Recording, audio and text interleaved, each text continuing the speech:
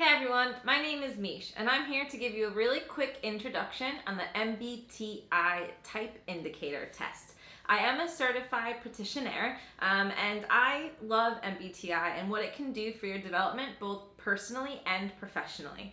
Now, I know a lot of us, while we're in quarantine, we're trying to figure out ways to better ourselves. And I think MBTI and understanding why you do the things the way you do helps you develop yourself. So I'm going to give you a really quick run through on what MBTI is and what the 4 different pairs are. Now, if you don't know, MBTI is a personality test that puts you into a box. But this is not your type of personality test that's like, answer these questions and what color are you? Or if you answer this, it'll tell you what Harry Potter character you are. That is not what this is about. Yes, it puts you into a box, but that box is all about how to understand yourself a little bit better. Really, it helps you understand how you interact with your outside world and your decision-making process.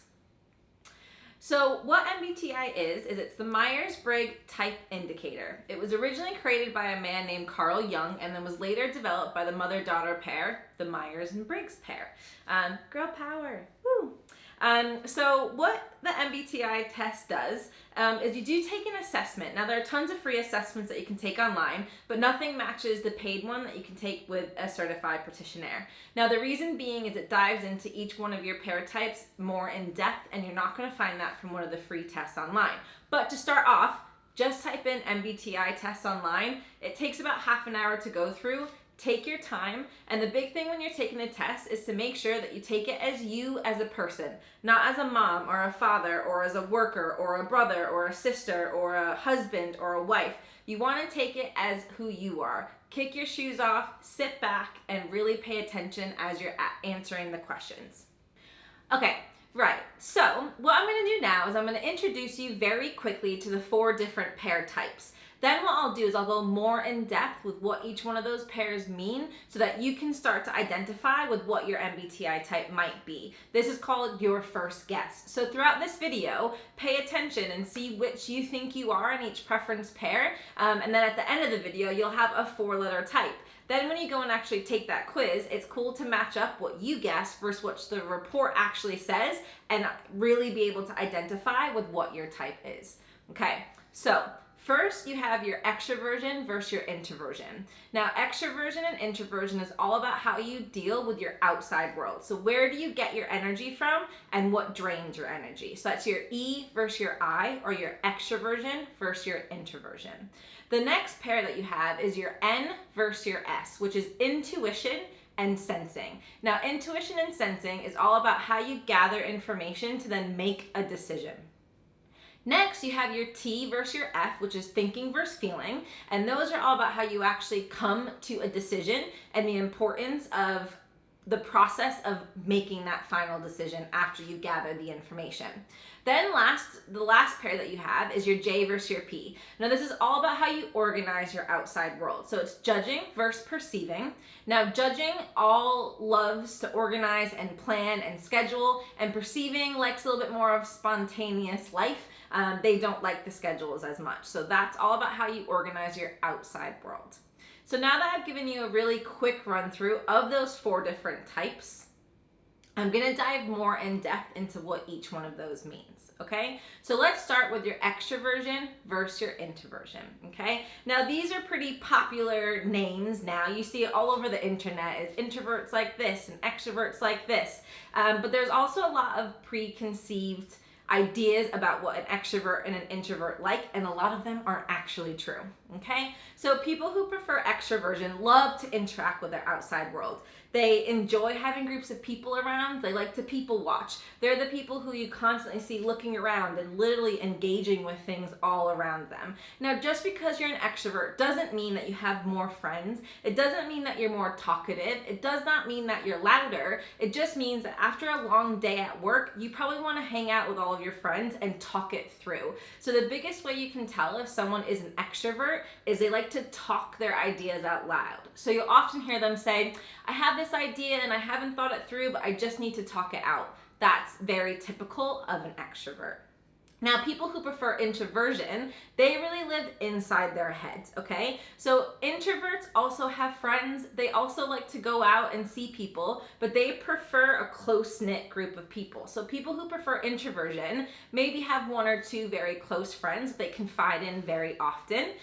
These people, when they need to make a decision or come up with an idea, you'll see the gears turning in their head. So they might be quiet for a little bit. It's just giving themselves some time to organize their thoughts before they speak out loud. And that's typically how you can identify if someone is an introvert. Introverts aren't always shy. They can be talkative. They can have a big group of friends, but after the end of a really long day, they want to decompress and be alone. Okay, they like to go into their own world often. Okay, so that's your big difference between an extrovert and an introvert. So take a moment and think, do you identify more with extroversion or do you identify more with introversion? Now we're going to move into the second pair type, which is intuition versus sensing. So intuition versus sensing is all about how you gather facts, and more importantly, what facts do you trust? And this is all when you're going to make a decision. So how are you gathering information, and what information do you trust? So people who prefer intuition are blue sky thinkers. They're constantly with their head in the clouds. These people tend to deal with change much quicker and much easier and actually embrace change because they're constantly thinking of what's next, what's the next steps, how can I do something else? They find it very easy to think outside the box. They identify a lot with theories, and if you set them a big picture goal, that's how they stay motivated, and it's easy for them to work towards a bigger picture. People who prefer sensing, think of sensing like your five senses. So taste, touch, smell, sight, hear. People who prefer sensing are a lot more in the moment. So they need things that are real. They need to be able to touch it. They need to be able to see it. They need to be able to smell it. So these are those people who, when they're making a decision, they gather facts that are real. So based on experience, can I see it? Did someone I know go through that same exact thing? So they're gonna base their gathering of facts, and the facts that they trust the most are gonna be based on the here, the now, and the experience of things. Okay. Now your next preference pair is going to be your T versus your F. So now that you've gathered facts and you've identified, do you trust the bigger picture and the inspiration, which is your N, or do you trust the experience and the here and now, which is the S? Now we're talking about how you actually make that decision, which is your T versus your F. So T is thinking and F is feeling. So it's now time to make a decision. People who prefer T tend to be very logical, right? Thinking, they think with their head, okay? So is it logical? Is it fair for everyone? So the biggest difference that will help you identify if you're a T or an F is what you recognize fairness as. So for a T, fairness means everyone gets treated the same. Doesn't matter, black and white, this is how it is, okay? Doesn't matter that person's individual situation, everyone gets treated the same, all right? So that is more your T preference pair, okay? On your F sides, these are your feelers. So they're the ones that think with the heart first, okay? Now this person, when it comes to fairness, they believe that everyone's treated as an individual. So there is no this blanket statement for everyone. You need to take their personal life into consideration, their work life into consideration, and so on and so forth. And that's what they see as fairness. So these people will typically make a decision by stepping in and walking a mile in that person's shoes, and that's how they make that ultimate decision, okay? Now, the big thing between T and F, and this is where a lot of arguments can kind of come in, is people who prefer thinking can feel like the F's or the feelers are overly emotional, and people who prefer F can feel like the T's don't have a heart and they're cold. That is not the case. Just because you're logical doesn't mean that your second thought isn't about how it's going to make that person feel. It just means you're going to lead your decision with your head, and then your heart comes. And it's the same thing for the opposite with the feelers. Yeah, they're going to think with their heart first, but they're very quickly to then think logically. So this is a really good example of how MBTI can develop you. You need to have both when you're making a decision, especially in professional or personal life. you've got to be able to balance both, because if you're only making decisions on the heart, you could be hurting the business. But if you're only making decisions on the business, you could be hurting your employees, for example. So as you become more well-rounded in your growth, it's about how quickly you can bounce back between the two and develop yourself to know how and when to use your T and how and when to use your F. Last but not least, you have your J versus your P, which is your judging versus your perceiving. Now, this is all about how you organize your outside world. So people who prefer judging love a schedule. They love a checklist. They like to check things off, get it done, put it to the side. So these people tend to be a little bit more quicker paced.